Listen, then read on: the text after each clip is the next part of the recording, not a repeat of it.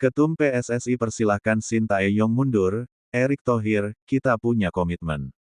Ketua Umum PSSI, Erick Thohir, mengungkapkan bahwa ia tidak keberatan apabila pelatih timnas Indonesia, Shin Tae-yong, memutuskan untuk mengundurkan diri dari jabatannya. Pernyataan ini muncul setelah Shin Tae-yong menyatakan bahwa seharusnya ia tidak menjadi pelatih di negara-negara Asia Tenggara. Saya kan orang profesional, jadi saya pegang prinsip itu. Jika Coach Shin mau mundur, saya tidak bisa nolak, ujar Erick, Selasa, tanggal 30 Januari tahun 2024. Tapi kesepakatan saya dan STY yang kontraknya habis hingga Juni, ada dua parameter, yakni timnas senior lolos 16 besar Piala Asia yang kemarin dan 8 besar Piala Asia U23 bagi timnas muda kita. Kita punya komitmen itu, baru kemudian bicara perpanjangan untuk 2027, lanjut Erick Thohir.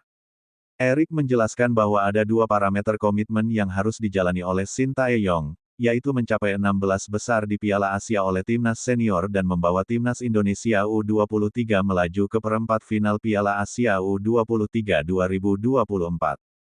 Kontrak Shin Tae-yong sendiri masih berlaku hingga Juni tahun 2024. Oleh karenanya di Piala Asia U23, April besok, Indonesia harus bisa berbicara banyak. Apalagi banyak pemain U23 kita masuk dalam skuad timnas senior kemarin dan beberapa pemain sering jadi starting 11 papar Erick. Itu modal yang sangat besar bagi STY untuk membuat kejutan, tambah ketum PSSI tersebut. Meskipun Erick menyatakan kepuasannya terhadap kinerja Shin Tae-yong selama menangani timnas Indonesia sejak 2019, namun ia juga menekankan pentingnya menetapkan target prestasi di tingkat Asia untuk pelatih tersebut. Erick juga menyoroti kebutuhan untuk memperbaiki sektor penyerangan timnas Indonesia, terutama setelah melihat kekurangan goal getter di Piala Asia sebelumnya. Berkaca dari Piala Asia kemarin, kita kekurangan goal getter. Lihat bagaimana Australia kemarin. Jarang menyerang, tapi selalu efektif mencetak gol. Harus seperti itu. Tugas STY untuk segera benahi sektor itu agar target tercapai, jelas Erick dikutip dari Tribun.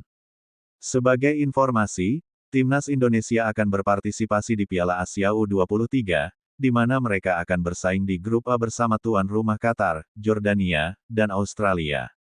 Persaingan di turnamen ini diprediksi lebih berat, dan hanya dua tim terbaik dari masing-masing grup yang akan melaju ke babak knockout 8 besar.